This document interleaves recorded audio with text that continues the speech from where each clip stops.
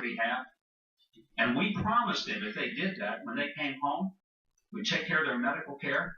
We'd make it possible for their kids to go to college and they'd be able to die into a home. They kept their promises to us. We have not kept our promises to them. And today, less than 1% of Americans go to the military for service. We're fighting wars with other people's kids in large measure because we've not taken seriously the moral, not the monetary, the moral obligation to take care of the veterans and to keep America's promise to the ones who kept their promise to America.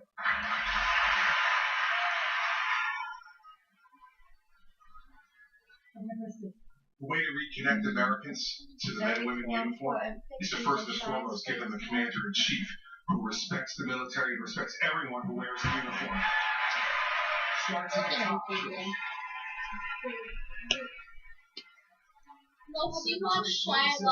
Crisis at the VA.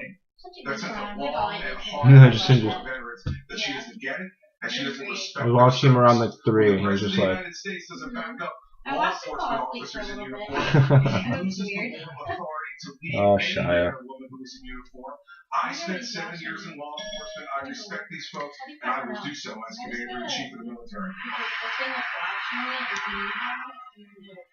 It should come as no surprise to Chris or anybody else that Barack Obama hasn't stood behind our men and women in uniform here at home because he hasn't stood behind them overseas.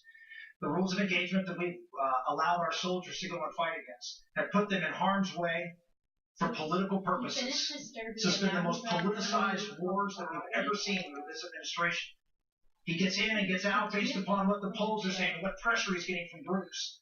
Talk about a commander-in-chief. We need a commander-in-chief who has a vision and plan of how we're going to execute the national security of our country. Commander-in-chief is not an entry-level position. Experience matters, and that's why I would ask for your support.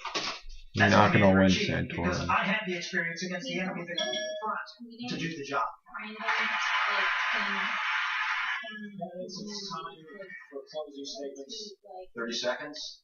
Governor Jindal, start with you. I've spent a lot of time tonight talking about the need to cut the size of government. The reason I'm doing that, it's not just about balancing the budget or a bunch of numbers.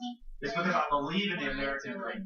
I think President Obama's done a lot of damage to our country. I think that one of the worst things he has done is trying to change the idea of America to be one of dependence. There are a lot of politicians that talk about cutting government spending. I'm the only one that's actually done it that's running for president.